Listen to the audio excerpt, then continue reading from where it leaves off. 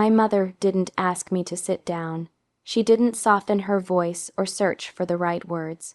She simply stood there, arms folded, eyes distant, as if she were speaking to a stranger instead of the child she raised. "We sold the house," she said.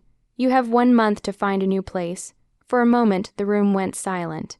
My mind refused to accept what my ears had heard. This house wasn't just a building, it was my entire childhood. Every corner held memories, every wall carried a piece of my life. "You're joking," I said weakly. "You can't be serious." She finally looked at me, but there was no warmth in her eyes. "No, the deal is done. You're not coming with us." Those words cut deeper than any blade ever could. I stared at her, waiting for something. An explanation, regret, even anger. Instead, she sighed like I had inconvenienced her. "You're old enough," she continued. "We're starting over. You need to figure out your own life, starting over without me." I walked through the house in silence after that conversation.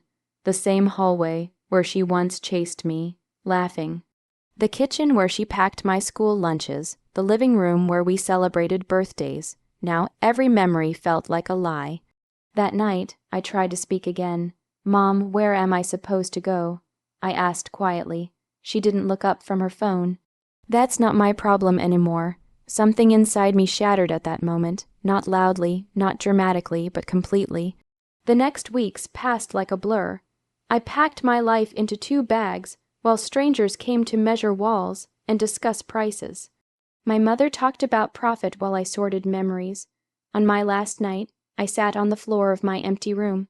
I ran my fingers along the wall and whispered goodbye, not just to the house, but to the idea that family always protects you.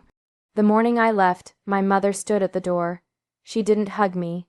She didn't cry. She only said, "Don't be late. The keys need to be handed over." I stepped outside with my bags and my broken heart. Behind me, the door closed, and with it, my childhood ended. The world feels different when you no longer belong anywhere. After leaving the house, I learned how heavy 2 bags could become when they carried your entire life. I stayed wherever I was allowed, friends' couches, crowded rooms, places where I was reminded every day that I was temporary. At first, people were kind. "You can stay a few nights," they said. But kindness has an expiration date. Soon I noticed the looks, the awkward silence, the unspoken question, "When are you leaving?" I stopped asking for help after hearing excuses one too many times. I worked any job I could find, long shifts, late nights, early mornings. I came home exhausted, my body aching, my heart even worse. Some days I skipped meals to save money. Other days, hunger was easier than the shame of asking. At night, when the city finally slept, the memories woke up. I remembered my mother's voice, "You're not part of the plan." I wondered how someone who once held me when I cried could abandon me so easily. Was love always temporary? Was family only real when you were useful? One evening, I stood in front of a bathroom mirror in a shared apartment. My eyes looked older. My smile was gone. I barely recognized myself, but something strange happened in that silence. I stopped waiting for anyone to save me. Pain forced me to grow in ways comfort never did. I learned how to survive alone, how to keep going even when hope felt foolish. I learned that crying quietly still counted as strength. Every rejection hardened me, not with bitterness, but with determination. I promised myself one thing: I would never beg for love again. Some nights I wrapped myself in my jacket and stared at the ceiling, whispering prayers to a God I wasn't sure was listening. Other nights I talked to myself just to hear a voice that cared. Slowly, I began to change, not in dramatic ways, but in silent ones. I walked with my head higher. I stopped apologizing for existing. I started believing that being abandoned didn't mean being worthless. I was still struggling, still lost, still hurting, but I was no longer broken, and deep inside, something new was being born. Strength, pain has a way of changing people.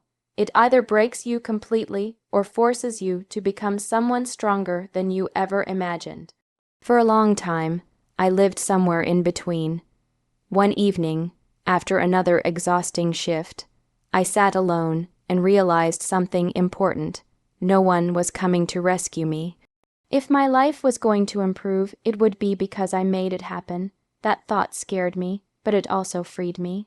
I started paying attention to opportunities I had once ignored. I listened more, asked questions, learned skills instead of wasting energy on anger. Every spare moment became an investment in my future. Progress was slow and painful. I failed more times than I succeeded. There were days when I wanted to give up, days when the past felt heavier than the future. But quitting meant proving them right, and I refused to do that. For the first time, I began to respect myself, not because I had money, not because I had success, but because I didn't quit when life tried to erase me. I moved into a small place of my own. It wasn't much, thin walls, second-hand furniture, but it was mine. No one could tell me to leave. No one could take it away. That night, I sat on the floor and cried again. This time, they weren't tears of pain. They were tears of survival. I built routines, woke up early, worked late, saved every extra coin. I learned discipline from hunger and patience from rejection. Slowly, stability replaced chaos.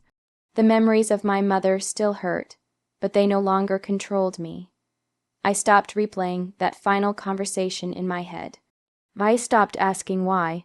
Some wounds don't need answers to heal. As weeks passed, people started noticing the change. My confidence grew quietly. My voice became steadier. I stopped shrinking myself to make others comfortable. I wasn't chasing revenge. I was chasing peace. And somewhere along the way, I realized something powerful. I didn't need their approval anymore. I had built myself with hands that once shook from fear. I had turned abandonment into ambition, pain into purpose. I was no longer the person who left that house with 2 bags and a broken heart. I was becoming someone they would never recognize.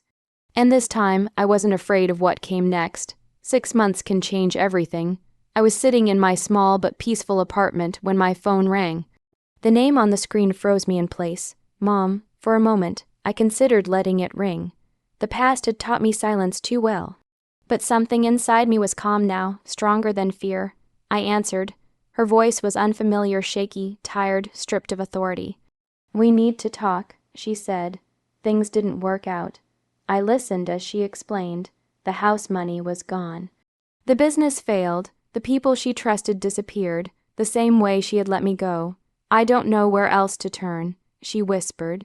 I closed my eyes, not from anger, but from understanding. Life has a way of repeating lessons until they are learned. "I remember," I said quietly.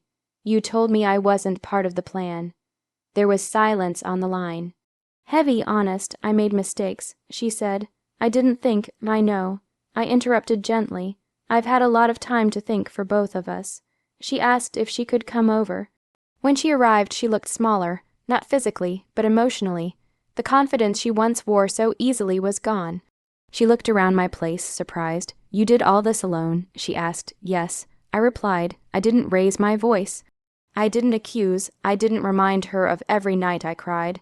I didn't need to, because my life was the answer. "I can help," I said after a moment, "but things are different now." I explained my boundaries, no control. No disrespect, no pretending the past never happened. Tears filled her eyes. "I understand," she said.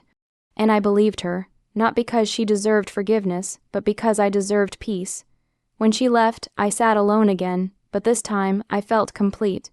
I hadn't destroyed her. I had outgrown her. That was the revenge she never expected. Not anger, not hate. Not rejection, but strength.